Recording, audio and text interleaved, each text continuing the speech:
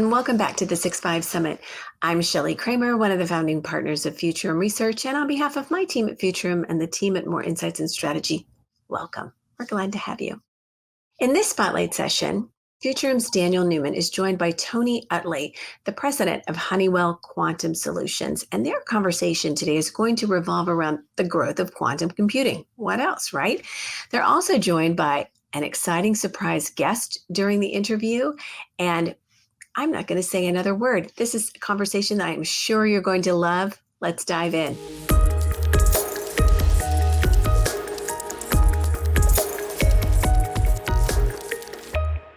Tony Uttley, President, Honeywell Quantum Solutions. Welcome to the 2021 edition of the 6-5 Summit. So pleased to have you here with us today. It is fabulous to be here. Thanks for having me. Yeah, I'm really excited to have this conversation. It is the only one we are going to have of over 50 sessions about quantum. And I'm going to hit you up about that a little bit later. But, if you feel that you are ready for what's about to come at you, just nod. And I'm going to start asking you, look at that nod. I love it. I love it. This is going to be a great session. I can feel it already. Tony, let's go 101 for a minute. Quantum computing. So quantum is very complicated. I always say when you talk to people about it, they shake their heads, they nod, they pretend to understand, but few really do. And having been through days of briefings, I can tell you it is very complicated. But this is what you do. This is your world. You work with a huge team of engineers, computer scientists, physicists. They get it. And I learned that when I spent time with you guys in Boulder. Talk a little bit about, let's start with the state of quantum. Let's talk about the problems and use cases that people are starting to see. And then finally, what should people want to know? What is important when it comes to, understanding the basics of quantum? Sure. Yeah. No, it's a complex topic. So breaking it down, I have my children ask me about this all the time, and I've started to get a little bit of familiarity with how to explain it. So, the first thing is it's not just a faster classical computer. I think that's where most people get confused as they say, "Oh, it's just going to be faster." It's not that. It's fundamentally different in terms of how it computes. And as fast as our classical computers are today, they end up being very sequential, one step at a time, one step after another. And one of the fundamental differences of quantum computers is that they do computations of multiple different outcomes all at the same time. And I typically use a little bit of a math problem to explain that. But if you were to have two qubits, two quantum bits that have information in it, there's two different values, 2 to the 2, 4 different values that could be created from having those two quantum bits. If you have 10 quantum bits, that's actually over 1,000 different values that could all be computed at the same time. And by the time you get to only 50 quantum bits, 50 qubits, that is 1.1 quadrillion values that could all be computed at the exact same time. And that's where the power lies. It is that parallelization of looking for the right answer that allows us to start to tackle some of the most intractable problems that exist. Okay, so actually one of the better explanations I've heard. So kudos to you. And I love that, for everybody out there, you're thinking 2 to the 50th, right? That's the number, right? So get out your calculators. That's what that little, it looks like a little up arrow. What do they call those things? What's the right? Caret. Is that what they actually call it? It's the caret, yeah. I call it the caret too, but I never realized that was actually what it was. Anyways, so you mentioned some of the most difficult problems. This is where I always feel that quantum falls off the radar and sort of gets pushed to the side in the media and in circles of influence, because you say the biggest, give me just a couple examples, biggest problems. What could quantum start to solve that traditional computing maybe isn't going to be able to or can't solve as efficiently? Sure. And I'll start with one that I think most people think actually gets solved today, but doesn't. And that is, how do we develop new molecules? Like, how would we develop a new pharmaceutical, a drug that is it's necessary for life-saving, for saving people's lives? And these are very much still done as I create it and then I test it. I create it, I alter it a little bit, and then I test it. And while there is some simulation that can be done, the compute power that's needed to go really understand how this molecule interacts with its surroundings is so complex. There's so many variables that it's what we call intractable. It can't be done even on the largest supercomputers. This is a problem that lends itself really well to quantum computing, because quantum computers are quantum in nature, just like that molecule is quantum in nature. And so how the chemicals are going to bind together, or what's going to happen if you use a different dopant into this chemical, what's it going to change? Those are things that can be now simulated in these future quantum computers that will allow us to understand how that drug is really going to work, or how that new material is really going to work before you ever have to actually create it. And this is going to evolve over time, right? This isn't happening today. This is going to evolve over decades, but that is the power of something like quantum computing. The next part of that is always, well, can they be useful today? And the answer to that is absolutely. We are in this immense era. The era is quantum computers didn't exist, and now they exist. And that's a big deal. That is a huge moment in history. And when we have an opportunity to do calculations on a simulator, what we have to remember is that is a simulator using classical resources. It doesn't actually have a quantum output, whereas a quantum computer does have a quantum output. Why does that matter?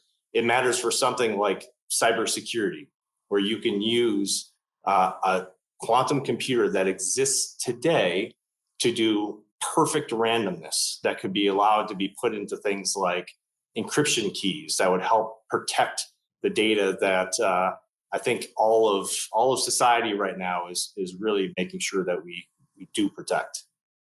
Yeah, and coming off of 2020 and COVID-19, I think everybody out there is pretty excited about the implications that quantum could have for identifying new molecules, helping develop new pharmaceuticals.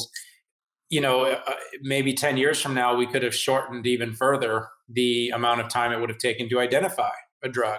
And maybe not 10 years. I know we have some debates on what this time horizon is, but the point is there's a bit of a horizon before we get there where it's going to be kind of that instantaneous. I mean, we even saw with like some of the supercomputing alliances that were trying to use AI and supercomputers and training and data to identify, and they were able to do some things very efficiently, but couldn't get down to that single molecule that might be able to counter the spike protein in COVID-19, which is why, we shortened the cycle of a vaccination from 5 years to 1.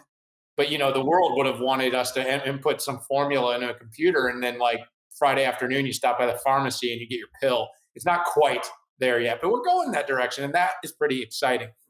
Exactly. Tony, I mentioned this. We didn't have a quantum day at the summit, not because we don't love quantum, but because there's only, it's a small handful of players. It's still a small space. The TAM is still pretty small, although it's growing. And maybe in the future we'll get there. But, what happened last year that was very interesting, or actually even almost going back to pre-2020, because I remember we met in person about this, is the big cloud companies like Azure from Microsoft and AWS have been announcing quantum simulation in the cloud. Honeywell announced a pretty deep partnership with Azure to do this. But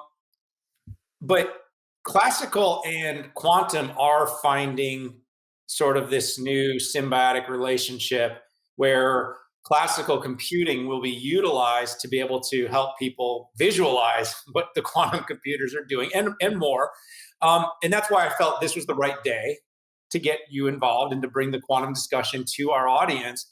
Just talk a little bit about this marriage of classical and quantum and really why this is so important to people starting to understand the application of quantum, like we can understand the application of things that we do in general purpose computing on our devices and mobile. Yeah, I would say not only is that tie between classical and quantum critical, it's not going away anytime soon. I'm going to go back to the example I used before, which is imagine a quantum computer with 50 qubits, right? So during the computation, it explodes to this 1.1 quadrillion values. But the input to that quantum computer was 50 ones or zeros. The output was 50 ones or zeros. So input and output, not real big. So where is all the rest of that processing happening? It's happening right in the classical computer that has to get tied together with quantum. These are going to be co-processed solutions for a very long time. And that's going to be important. And that's why having some of these interactions with cloud providers is critical, because a lot of companies already use those cloud platforms for doing a lot of their classical processing, and therefore to tie in very seamlessly. So I can have a problem where maybe that problem has 50 different components to it, but this one can be really efficiently done by a quantum computer. And so that's sent there while the other 49 are processed by a classical cloud. That is where we are right now. And that's where the industry is going to be for a while. It's interesting. It's a really good answer. And, I'm glad you were able to answer that so succinctly, because I've got kind of an interesting pivot here. But I will say, one of the best analogies in day 4 of our summit, Semiconductor Day, but I like the parallel of the GPU and the CPU. A lot of people tend to not realize that, you can't run an application on a GPU.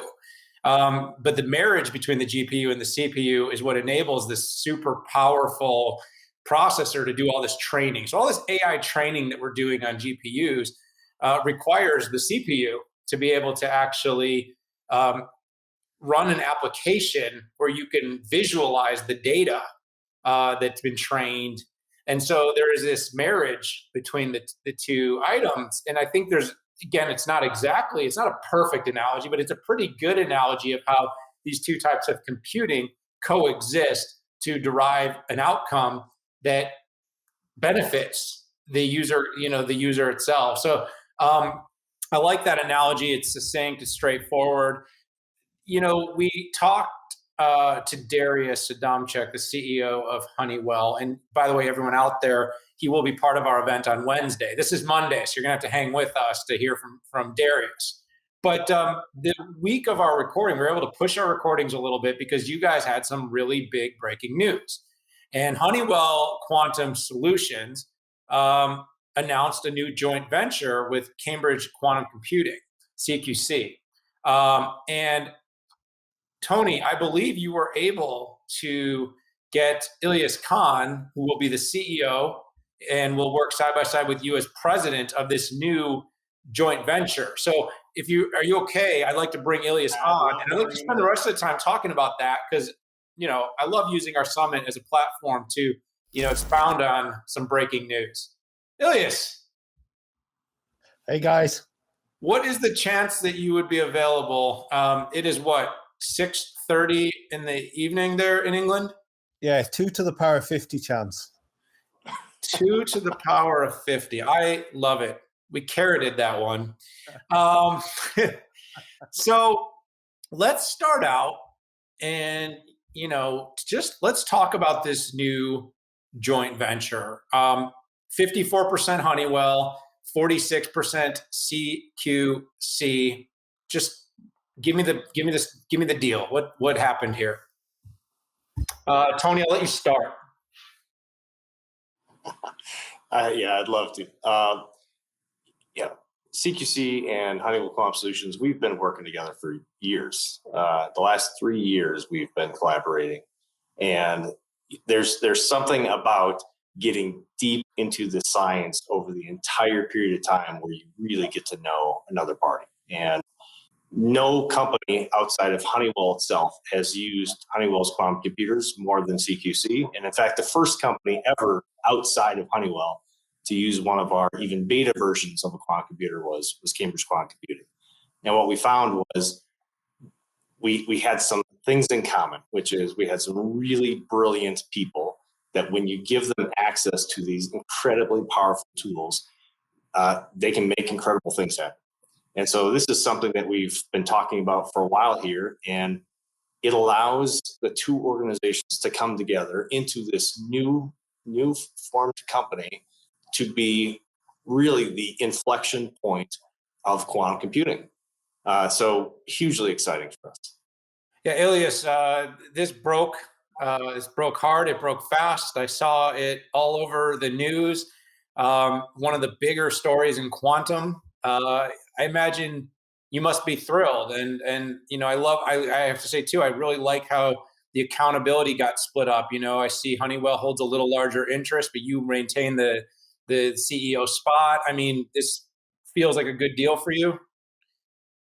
Look, I think it's a fabulous deal. It's a fabulous deal for the sector more than anybody else. I think no one person or organization or company or group of companies is really bigger beneficiary than the impact on this this sector, which is really finally for real. So I'm thrilled, and it was a fairly easy process. I first met Tony and came across the Honeywell Quantum Project, which was still in stealth, actually, in February of 2018 up in Broomfield in Colorado.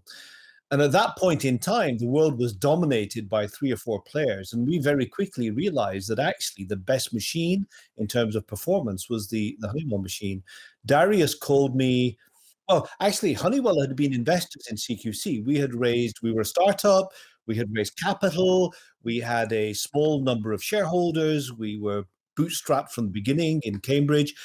And Darius called me, Darius Adamczyk, the CEO and chairman of Honeywell, at the end of February. And he said, hey, let's merge our operations. And I said, yes, let's do it. So I don't know if this is a world record, but it went pretty smoothly. And I'm really thrilled at the coverage. The point you made about coverage, I've never seen anything like it. So we've been really happy. Well, I think that's part of the benefit of having one of the world's largest industrial tech nouveau, and we'll talk to Darius more about that, conglomerates as part of this deal. It definitely drew a lot of attention, and I think everyone's going to be watching this deal really closely. Tony, I'm gonna swing back in your direction. We worked together. The confidence that was coming out of Broomfield, I wanted to say Boulder, but we had dinner in Boulder when we came out there, but we actually, the offices are in Broomfield. Kind of a stealthy little operation there for a company like Honeywell. I think there was maybe a sign, can't even remember. But why now? I mean, it seemed like Honeywell has this tech narrative. It wants to be more known as a tech company. Quantum was obviously one of its most innovative areas. That it was like, I think a lot of people, when you said Honeywell's building a quantum computer, people were like, what?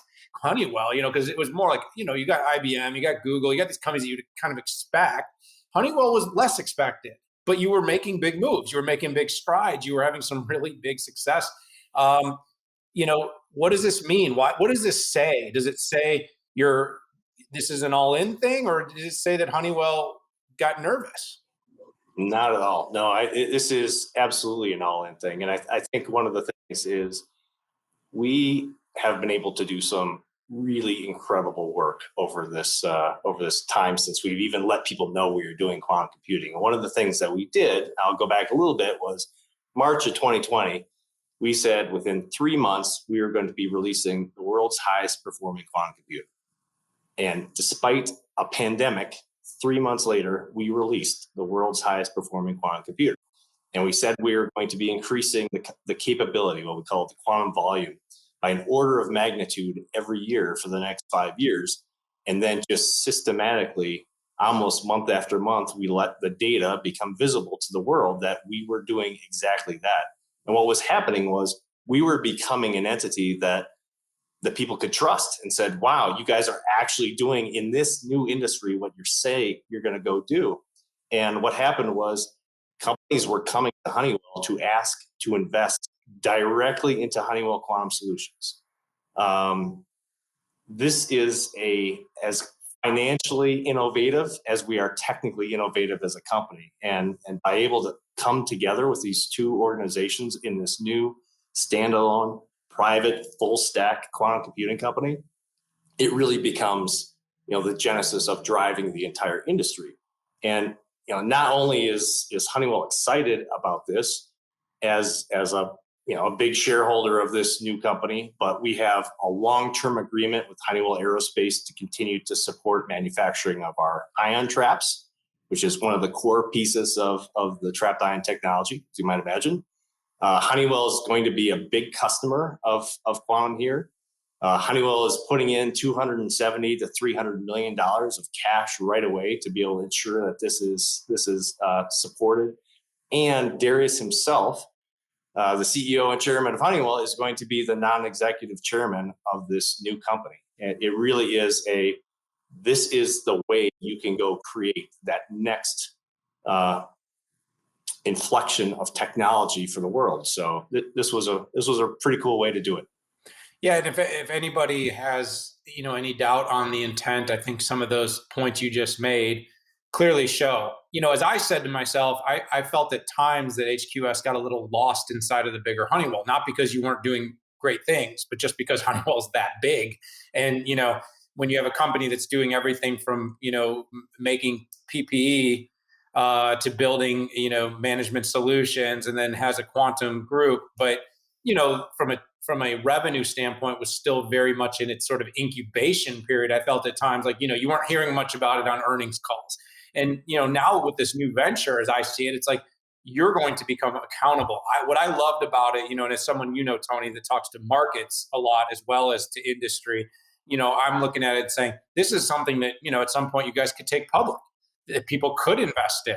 This is something that could become its own opportunity for the market to see what the desire, ambition, and opportunity is for quantum investment. Because like I said, we're just starting to see it. Despite the fact quantum's been around for years, decades as a topic, we're really only seeing the first opportunities for the public markets to even participate right now. And this could be an opportunity. Of course, I won't ask you about that as much as I might like to. But Ilyas, I'd like to ask you, and I only have a few minutes, but the final question. I mean, the one thing I saw right away, and I talked to a lot of media about this myself, was, Honeywell was doing the hardware and was doing a really good job in embracing the ion trapping technology, reducing error, rates. And Tony beat this into us as analysts every time he'd brief us as to why ion trapping was such a good technology. But ecosystem and the full stack approach are what I saw in this. You got to have software, meaning it's just kind of like AI. You can, I mentioned about the GPU. You can have a GPU, but you got to have a framework. You got to have software.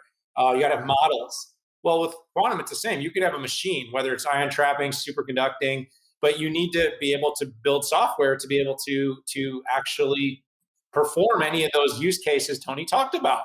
Is this the reason? Is this the big opportunity? Is bringing the hardware, software together, being able to do all that in-house?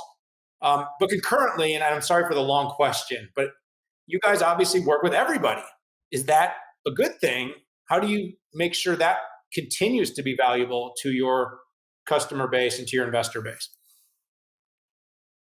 Yeah, I think actually, despite the fact that it's a fairly long question, it has a simple and fairly fundamental point to this, which is platform agnosticity. And I think that is one of the reasons that we are so excited by this. Look, I think the DNA of the firms are very similar. We're very grounded.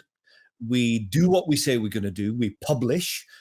We don't jump up and down and pretend something might be the case. And that that DNA that we share with Honeywell Quantum Solutions and they share with us, I think also allows us to be full of confidence about the 2 points which I think are important. Number one, we sit right at the center of the ecosystem. CQC has open access and global access to something called Ticket, which is a software development toolkit. We made this open access earlier this year. We have developers all over the world, and not just all over the world, but of diverse types. People in large corporations, people in universities, people in startups, other hardware companies, because we make their machines better. That is not going to change. That is absolutely not going to change. And the other thing is, in these days, these early days of quantum computing and quantum computational tasks being done by a quantum processing unit, there's a lot of overlap between the different platforms. So one of our shareholders is IBM. They have a superconducting platform. One of our great partnerships is with OQC, a company in England, Oxford Quantum Circuits. We have a fantastic relationship with AQT, which is another ion trap business. All of those are critically important to the one element that matters, which is providing a solution for the client. So the client may be indifferent to the platform. That's not going to change. Absolutely, and I think that's a really great answer and a great way to wrap this up. This was such a big announcement, and having the chance to have both of you here with me to bring it to our audience, I'm sure they're so appreciative because, like I said, 50 sessions, only one on quantum. So, Tony, great insights on the overall state of quantum. Couldn't be more appreciative of you sort of running through. For those that knew very little about it, they know more. For those that knew a little bit more, I'm sure hearing from you guys only deepened their expertise. Both of you, Tony and Ilyas, thank you so much for indulging my line of questioning. This is one of those things where as an analyst, you really do have to break down a deal like this and say pros, cons. But I see a lot more pros. That's my takeaway. And I see the acceleration of quantum into the mainstream as the big goal, the big ambition, and of course, proving its investability to those that are looking at it through the lens of the markets. With that, I got to say thank you. So Ilyas, Tony, thanks for joining us today. Thanks for being at the 6.5 Summit. You guys were great. Thank you. Thank you. All right, everyone out there, that's your quantum session for the 6.5 Summit. But that's not the end by any means. We've got the rest of today, and we've got 4 more days of sessions. Remember, all these sessions are available on demand. We appreciate you tuning in, checking them out, sharing them with your friends. It's a great week. So many great minds have joined us here. Thank you all for tuning in. We'll see you later.